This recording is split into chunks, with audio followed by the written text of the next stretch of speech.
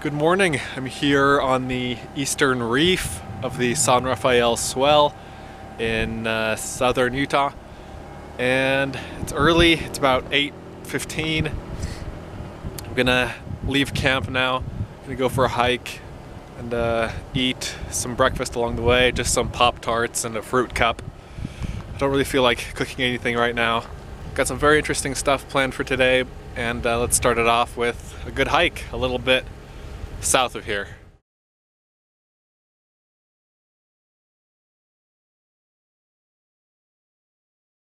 So I'm driving down into this little dry wash here. I think I've reached a spot that I don't really want to try to get past. Kind of rocky ledges here. I think I could make it. I'd probably scrape something, but it's not worth it to me. I'm still like 2 or 3 miles from the trailhead, so who knows what the road is like beyond here. One source already told me that it's a 4-wheel drive high clearance road. To me, this looks like I need a 4-wheel drive high clearance vehicle, so just gonna head back and turn around. Okay, so I just turned off of the main road out here onto this dirt road. I'm going to Horseshoe Canyon. This is a section of Canyonlands National Park that is separate from the rest of the national park. It's like an island. It's like Hawaii to the rest of the national park's mainland, if that makes sense. There's some really cool things to see there. Again, 32 miles on dirt roads. I have about half a tank of gas, so that should be good for about 200-ish miles, so should be fine.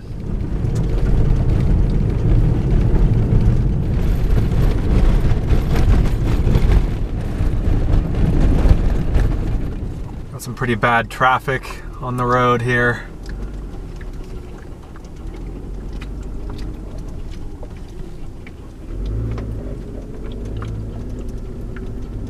So I've driven through some smaller little kind of individual sand dunes, but this is a huge dune field out here.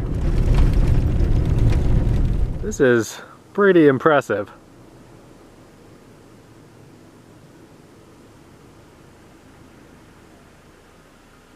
It's beautiful red sand.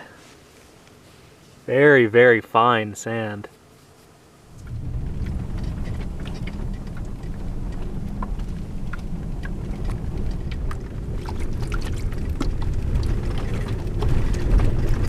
Okay, my odometer says 30 miles, 30.3 miles.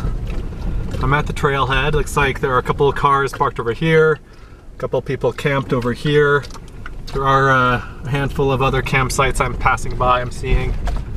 There's a toilet and the trailhead. So this is the Horseshoe Canyon unit of Canyonlands National Park. This is a 6.5 mile round trip hike down into Horseshoe Canyon. This canyon used to be called Barrier Canyon. I'm doing this hike because supposedly some of the best Native American rock art in the western United States is in this canyon. In fact, there's a whole style of rock art called Barrier Canyon rock art named after this place. There are 4 different places to see the rock art in the canyon once you're down there. It's great weather for hiking. It's probably high 40s and sunny and not too much wind.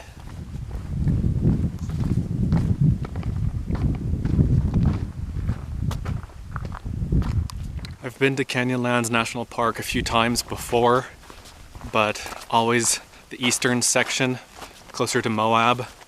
This little island section, the Horseshoe Canyon unit, I've never been to before.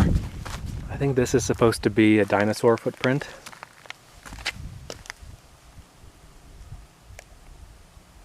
That's what the sign at the trailhead said.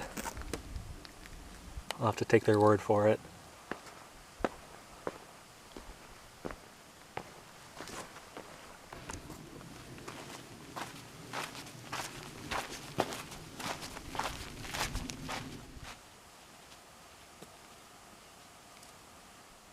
Okay, I made it to the bottom of the canyon.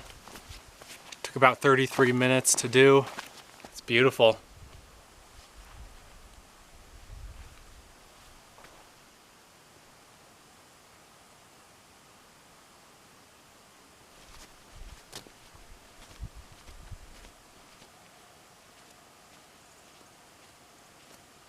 Okay, so I'm at the first panel, first of 4. This is called High Gallery.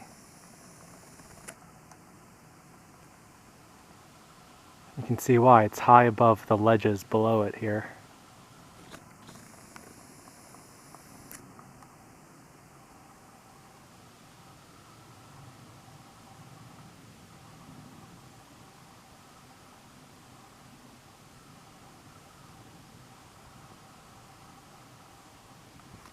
There's a little bit of water in the canyon here.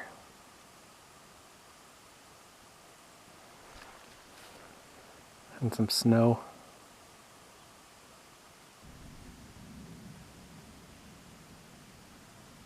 So this is the Horseshoe Shelter panel, the second of the 4 panels.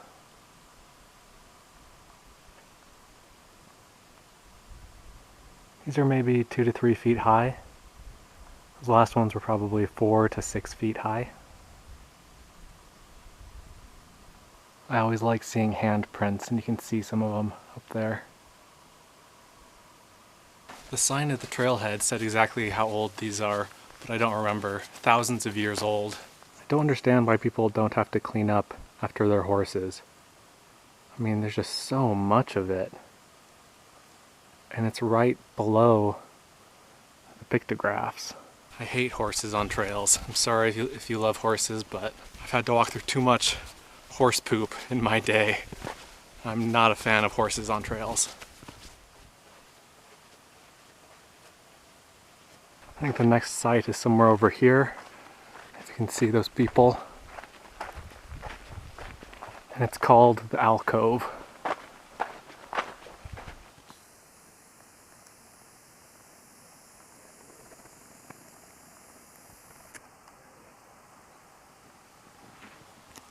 I'm gonna skip this rock art for now in the alcove. There are a bunch of people there. I think I counted 7 people. So I'll go on to the next one and hit up the alcove on the way back. The rock art panel that I'm going to now is called the Great Gallery. And it's the main attraction here. It's the main petroglyph panel, the famous petroglyph panel.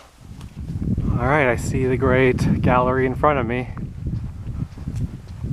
So these are all life-size figures. They're just haunting, aren't they?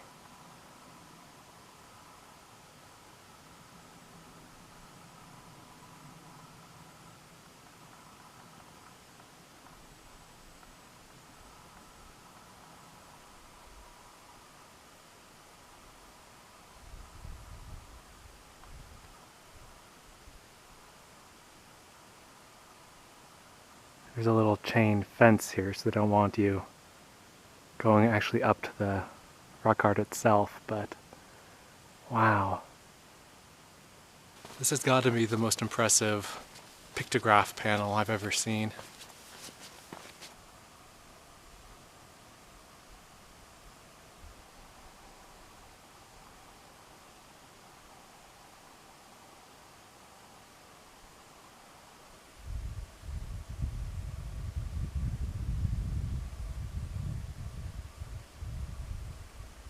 And I like that there's no graffiti on these. They're basically untouched as far as I can tell.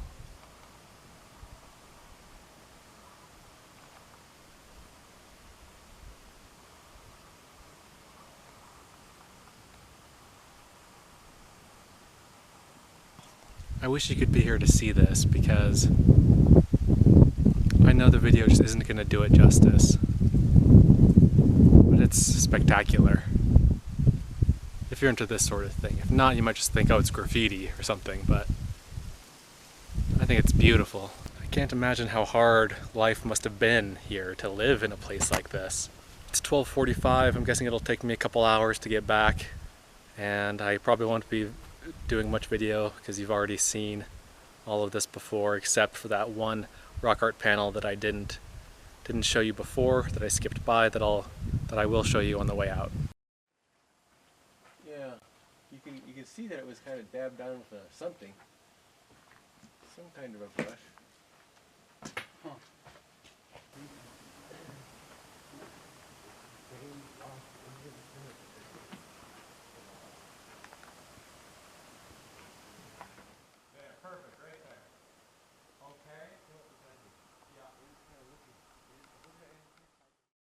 It'll take me about an hour and a half to get back. It is 2:25 right now.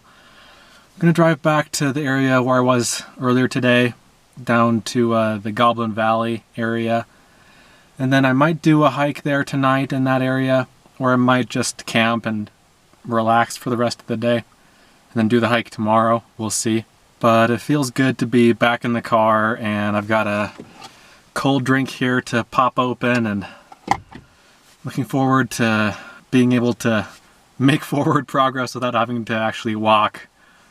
Cars are an amazing thing. I wonder how often they have to like clear the road of sand.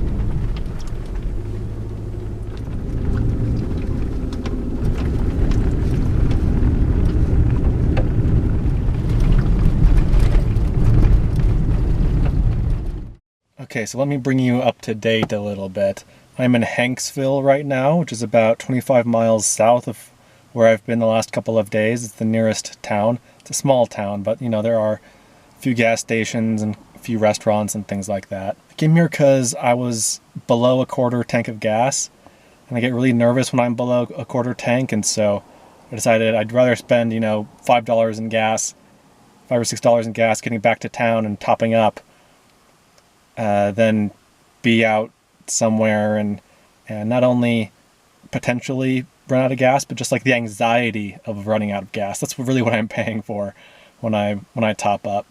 I think I'm gonna go back out to where I was today, or earlier today, near Goblin Valley State Park. I'm on the road heading back north, but I saw this little arch as I was driving into town. I thought I'd stop on the way back out.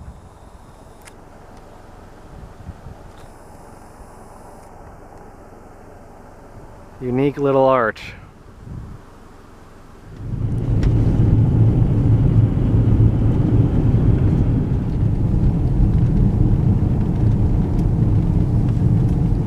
Driving through a dry wash now. This is interesting.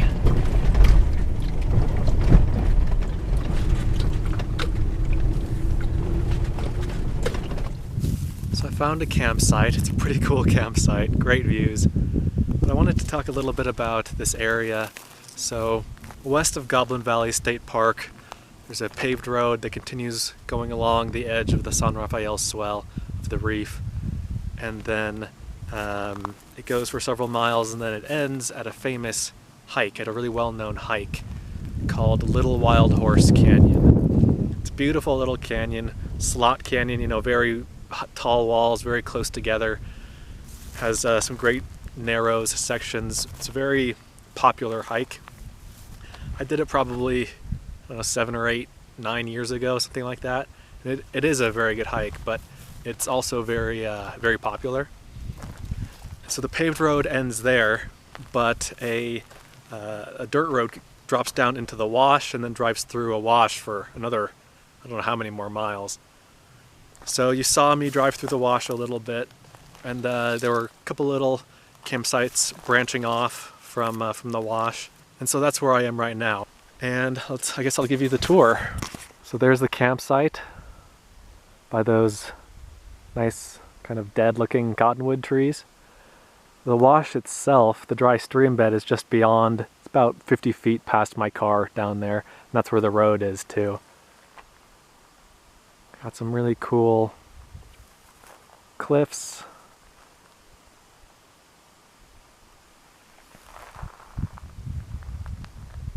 And then this side is all the edge of the San Rafael swell proper, the reef, as it's called.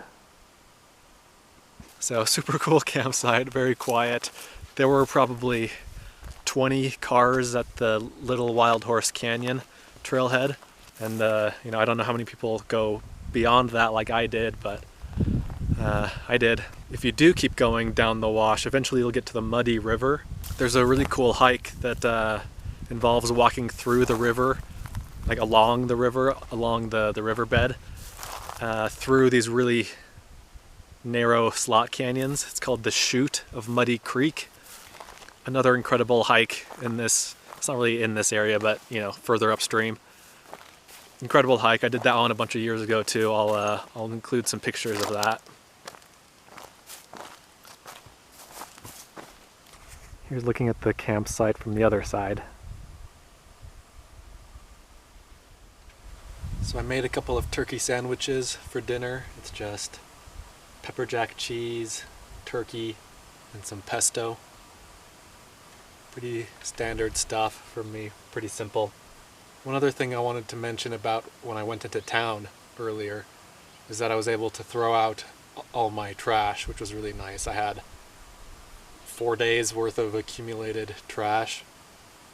And I have a bag that I can attach to the spare tire in the back of my car to throw trash into. But, you know, it's nice to not even have to mess with that if I don't need to. I guess that's it for today's video. Let me know what your favorite part of the video was, and I'll see you soon in the next video. Thanks.